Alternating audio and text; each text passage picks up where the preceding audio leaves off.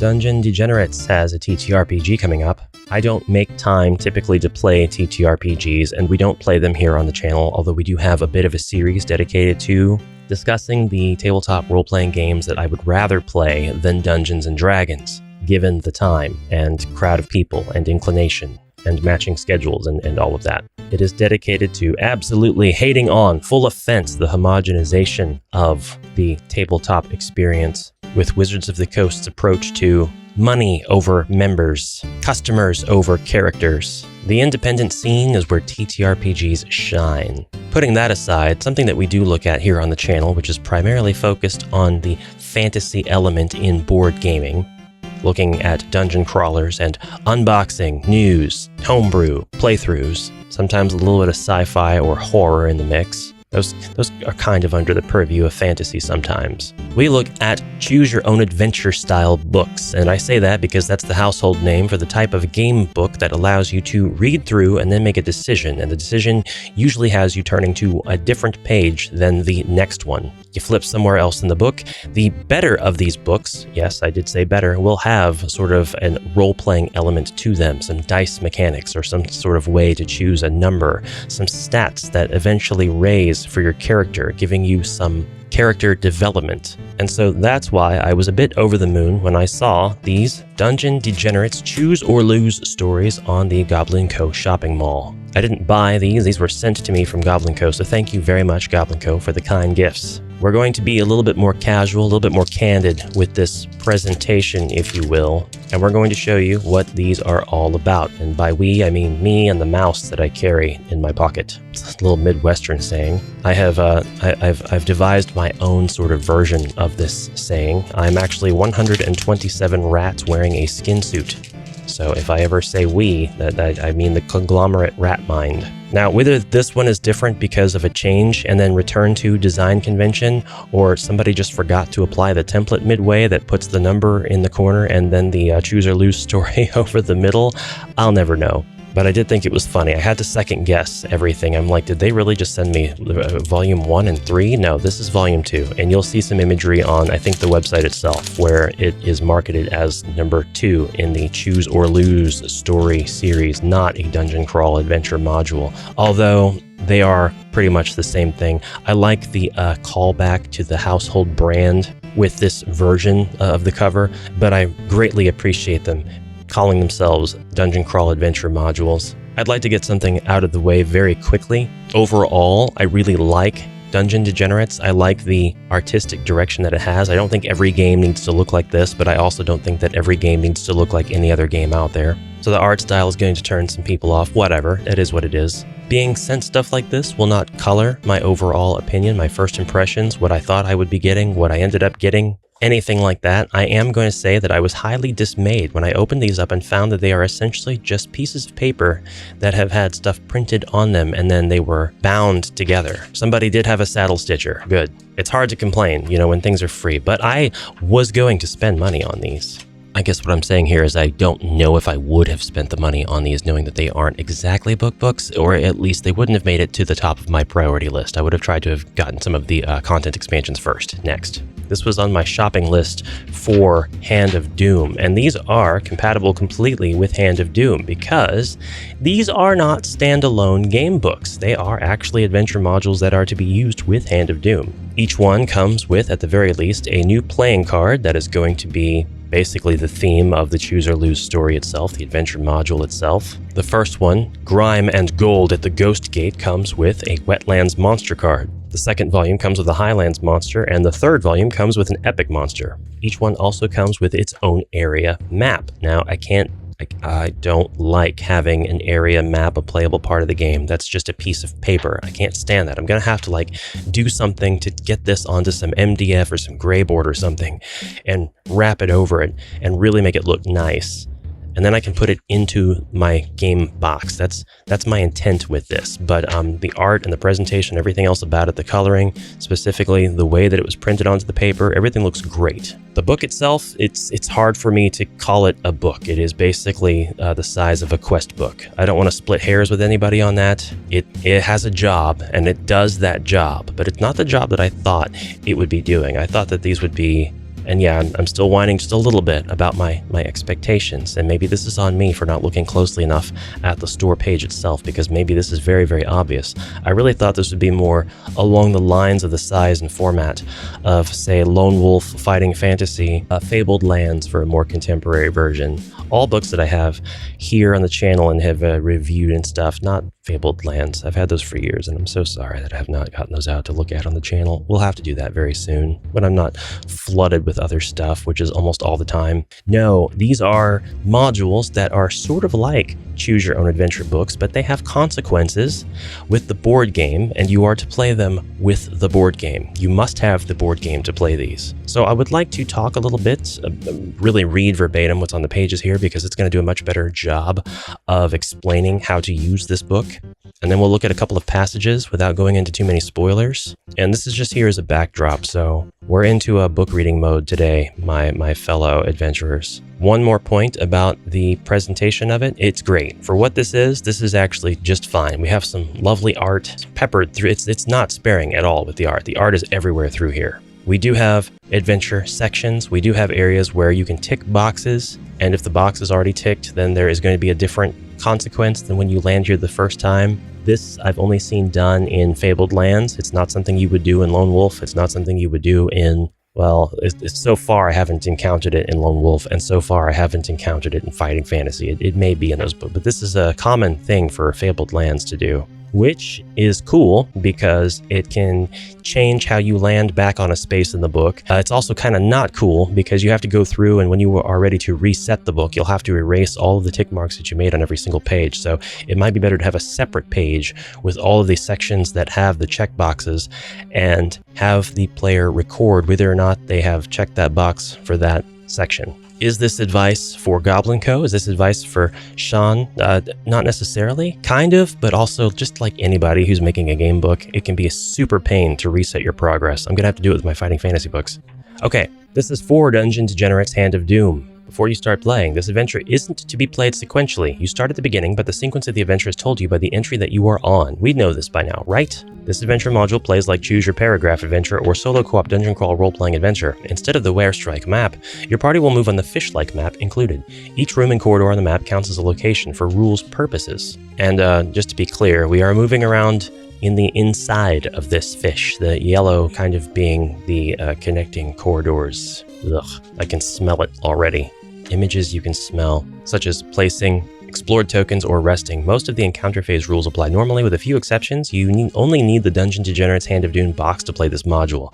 Options are provided herein to use supplements, such as Mean Streets or even Dungeon Breakout, but this is by no means mandatory. So, for the setup and mission deck, set the following cards aside to form Ghost Gate mission decks, from which you will be picking cards during this mission. The Epic Loot deck, Monsters deck, Normal Loot deck, Sign of Power, Weakness deck, Wetlands Encounter deck, Wetlands Monster deck, which is all of them, and the Settlements deck are all included here. A Settlements deck is optional, it's from Mean Streets. Moving on the map. While moving on the map, refer to the number of the room or corridor and read the corresponding entry. Upon returning to a room, things will usually change, as you'll be asked to tick circles to keep track of your former actions. A stance, bold or cautious, must be picked for each adventure before reading the room's description. You may be invited to make a choice of action, which will refer to a choice of numbered entries. Return whence you came after resolving all pending issues in a room. When an encounter is done, you may leave to any adjacent room or corridor. Refer to the entry bearing its number. Adventurer standees and most of the map counters are not necessary to play, since they are going to be too large for the map, but you will need your adventurer cards as well as skills, items, and the like. Annotations should be made on a map or a paper to keep track of keywords. There we go. It even says you need your extra piece of paper for keywords. Just use that for your tick boxes too. You'll need a pencil and paper to take some notes, such as to help you remember that an explored counter was placed in a room. The adventurer sheets provided in the Dungeon Degenerates Hand of Doom rulebook will also prove useful. Should you play this module as part of a campaign, place the Undercity dungeon map overlay at Ghost Gate to indicate the entrance to a dungeon module. Ghost Gate is both an indoors location and a port in the wetlands. These tags will apply to any and all cards drawn or used during the module. So if we are looking around the wetlands here, pure south, and there's Ghost Gate. This will play As per the regular rules of Dungeon Degenerates Hand of Doom, the following exceptions apply. Ignore both the map action phase and the danger phase while in the Ghost Gate dungeon. You may only attempt rest actions when directed to. You will draw danger cards only when the module tells you to, such as when checking for wandering monsters.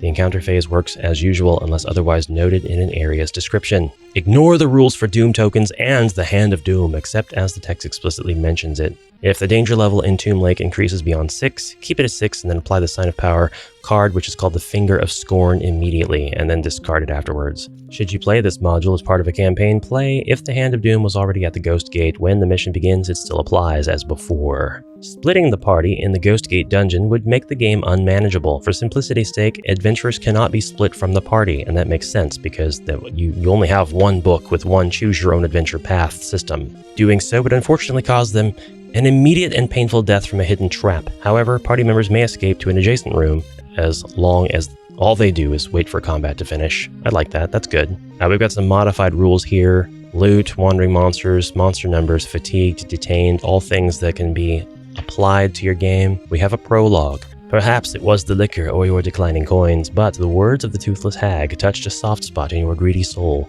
Piles of gold, I tell you. Lazy and stupid he was, that weed wizard, but he had hoarded such a mount of scrog ivory that it hid even the ceiling of those fated caves, which happened to be the insides of a giant dead fish. But I don't care for any of that junk. I'm an old woman, and I'm getting sentimental. I'll give you that map for free, and all I ask in return is that you bring me back my polyhedron, a worthless bauble my old mother gave me on her deathbed. I'll even pitch in 15 gold for the toy. The tavern's patrons eye you condescendingly, their disparaging contempt for the unhygienic witch spilling on you like sticky foam from a scrog's arse. It's a waste of time, foreigners. There's no wizard down there, just scrogs almost big as your mom's buttocks. Their laughter sneers of contempt. That was a pretty good one, actually. Will you brag proudly about your intentions to explore the cave and overcome the weed wizard? Switch your party stance to bold and then go to entry 43. Or will you meekly go out in silence, excusing yourselves to the hostile gutters? Switch your party stance to cautious, then go to entry 40. As you can see, the adventure begins right away with a choice on the very first page. Well, the very first page of the campaign. Look at this castle with a tongue. This castle definitely owns Rolling Stones albums. 43, we're going to be brave. We're going to be bold.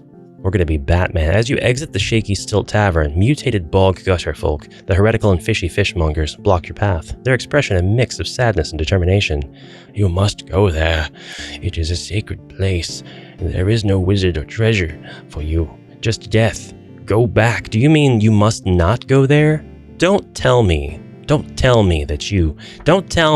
I found a grammatical... Tell me that that's intentional.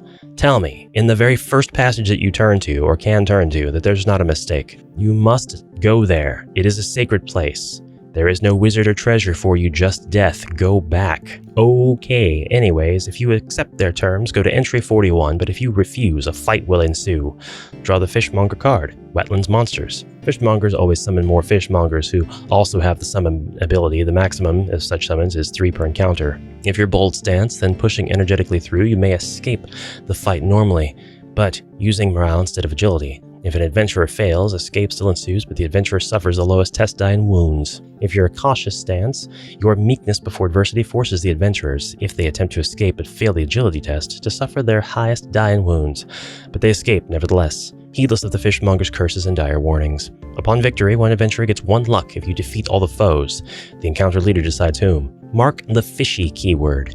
You may choose which, picking a human if there are any, otherwise roll randomly. On to the dungeon. Proceed on to entry 11 once the foes are defeated or after escaping. Remember to select your adventurer's stance, bold or cautious, before entering the Weed Wizard's dungeon, and likewise before entering a room or corridor inside the dungeon. So then we go to entry 11, and we won't be reading too much more. I just wanted to see the flow of this and kind of give you the expectation set. It is definitely a go back and forth between game and gamebook, game and gamebook. The game in this case, I'm gesturing at the board, but it's it's this is the board. This is a fish. But also I should have like the cards and stuff out to show you how that actually is intended to be played, how it's supposed to be presented. I'm not going to do that. I don't want to dig anything else out at this time. 11. If this box is ticked, check for wandering monsters. Always harpies, wandering monsters. If not, read on. After many hours trekking through the mud amidst the maddening blood flies and croaking scrogs, there rises before you the gigantic skull maw of the Ghost Gate, magnificently repugnant in its decaying grandeur. Its stone face stands taller than a tower, vomiting the tainted waters from the necropolis and the stinking bloater river. Our scratching harpies nest in the gate's eye sockets, eyeing you ravenously with yellowed fangs which will never know floss nor mint. So we have some special rules here. You can enter the cave in cautious stance, going to entry 14, or proceed onto the dungeon's maw by following the hag's map, entry 1, afterwards. Entry 1 was... What do you mean entry 1? Oh, that's the prologue. This is entry 1. This would be... We didn't read entry 1. We read the prologue, which was very necessary. I like that. I like going into the adventure, and even entry 1 is not the actual beginning. I like that a lot. You can go to entry 45 if you're feeling adventurous, and if you want to climb the Skull Gate to reach the Harpy's nests, which seems like the most pragmatic solution to me. I'm an enjoyer of certain monsters, and Harpies are one of them. Take the Harpy's Nest card and resolve the climb option, ignore the other options. One adventurer who climbed onto the nest can attempt a purr test. Hunters add one more die, may pick any two, to find a blasting charge in loot. Should you have one already, place a wound on this card. Remember you have another charge. Proceed to the dungeon's entrance afterwards. I like that. Then you can explore the Tomb River maze. I think that's all that we will do with this particular book for now. I did want to show you the centerfold, this awesome stippled drawing fantasy art. This is very cool. It's very, very cool. We even got this like swamp hag popping out with a book on its head. I have no idea what it actually is. Let's move on to Dungeon Degenerates, a dungeon crawl adventure module, Tribulations at the Tunnel of Terror. This one was created, actually rules mongered by a different person, edited by Katie. The map is by Ulysses, and art, of course, art by and created by Sean. So this is the Tunnel of Terror. This looks to be a much more straightforward map. We have spots that split into two and then reconverge, and then split again, reconverge, split again, reconverge, and we continue onto this spiral until we get to the Temple of Madness, otherwise known as the Booty. If you've already played the module Grime and Gold at the Ghost Gate, this play is essentially the same, albeit with a few differences related mostly to the specifics of the Tunnel of Terror, location, and some clarifications to make the game run more smoothly. This starts at Pigskin Port, only once you reach the Tunnel of Terror and enter the Tessellation. Should you set the monster cards aside, these form distinct mission decks from which you will be picking cards. Should you? Or did you mean you should set the monster cards aside? These form distinct mission... Never mind. Your mission decks are, again, defined and moving on the map. The Tessellation is both a port, indoors, perilous, and, above all, metaphysical. This play is essentially the same as our previous campaign, but it is worth noting that you don't need to have played Grime and Gold at the Ghost Gate to play Tribulations at the Tunnel of Terror. Triple G and Triple T. And that's got to be a naming convention that is common to this series, because the next one is Triple B with Blasphemous Borborygmi of the Badlands, Volume 3 in the Choose or Lose stories. So I made my cracks earlier already about the format and form of these books, and how I would have preferred to have something a little more book-ish. But these do doo means poop, what they are supposed to do in their current forms. It's nothing to really complain about in terms of functionality, because they're just perfect how they are. And they do follow the size, form, and format of common quest books, I would say. In fact, I'm curious, are we 6x9? Close to it. 5.5 by 8.5, because you were printed on letter paper and then folded in half. This one does this not come with a map? Where's the map? Where's the map? Where's the map? Where's the map? There is no map with this one. This is a humorous treasure hunt in the Badlands. You'll be looking for loot in hidden locations to grant access to a specific place. Then you'll fight something big, nasty, and gooey in order to get the ultimate prize. Pay attention to the hints and rest whenever you find a safe spot. This one looks like it would be a little bit more up my alley, taking place in an existing zone on the map. I kind of like that. I don't know why I'm pointing over there. Oh, I just noticed we have the Tunnel of Terror right up here, north of the foothills. That's interesting. We don't have the giant fish graphic at the Ghost Gate, but that's fine. The book talks quite a bit about the Ghost Gate itself. This takes place in the Badlands. Each time you begin the encounter phase in one of the main Borderlands spaces listed below, you may choose to action the encounter phase as normal or start exploring the location more closely by going to the appropriate paragraph. Playing a little bit like Barbarian Prince in a weird way. You've got the Blasted Heath, the Burning Lakes, the Goblin Fortress, the Hell Pit, Skull Bridge, or the Wasteland. And you'll turn to 60, 10, 20, 30, 40, or 50. I think we will do that. We have some shorthands for roles and encounters at sub-locations. Kind of wish, since this is in the book, that they did not do shorthands, but that's fine. It's whatever. What do we have here? We have a map. We have a map. It's probably something I'm not supposed to look at. This is the Maladotus map. Map from Maladotus. Yeah, it's probably fine. We have our prologue here in section 1. It's a little bit different than the previous one. Draw the mysterious map from the mission deck. Whatever happens, you can't lose it or see it stolen or destroyed as long as you play this module. If you ever decide to sell the mysterious map, you forfeit this adventure. Go immediately to 59. Oh, you could just quit by selling the map. So if we go to 10, the Burning Lake, this volcanic area is dotted with belching geysers, acid fog, lava rivers, and those too insane to find refuge elsewhere. Roll 1d6 to see what your party encounters. Oh, that is very Barbarian Prince. We go to 20, the Goblin Fortress. You roll 1d6 to see again what your party encounters. I really like this format of adventure, actually. I didn't do too much looking through these when I first got them. I think that I would actually be interested in playing this one first, just because the format keeps you on the board. I would like to see more like this, actually. I don't mind at all having extra maps. I mean, I think that adds a lot of value to the module itself, even if it doesn't add a whole lot of replayability to the board game. I mean, the map happens off of the main board, and once you've finished exploring it, well, I don't know if the modules are replayable. Somebody would have to let me know. I suppose it's your world. You can do whatever you want. It's your game. You can make anything replayable. So, I mean, obviously, from that standpoint, of course they're replayable, but is it intended to be replayable? Is what I would find important to ask. These are the Dungeons and Degenerates. Dungeons and Degenerates. Dungeon Degenerates. Choose or lose stories to be played with Hand of Doom. Would kind of like to see the Hand of Doom subtitle on these also. But overall, really, really cool additions to your overall Hand of Doom campaign and our growing, budding collection, and absolutely compatible with every other module that Hand of Doom has, whether it's a content expansion or heroes or malingerers. I say heroes. They're all outlaws. They're not heroes at all. Have you played these modules? What did you think of them? You'll have to let me know in the comments below. And one more big thank you, Hand of Doom of applause, to Sean over at Goblinko for sending me those kind gifts. A little bit of a correction in the last video. There was a tag feedback on the packaging of one of the things that I looked at that said that the product, and it was the character expansions. You don't need to watch this video to enjoy this one, obviously, but it said it was made in Portland, and apparently that was a mistake. They're actually made in China. So I really hope that these were not, I hope that these were made in the USA, since all it is just stuff printed on paper. It would be so expensive to outsource that. All right, thank you all. Brave outlaws and heroes alike. I will see you in the next exciting adventure. Until then, I hope you have a fantastic rest of your day. Bye for now.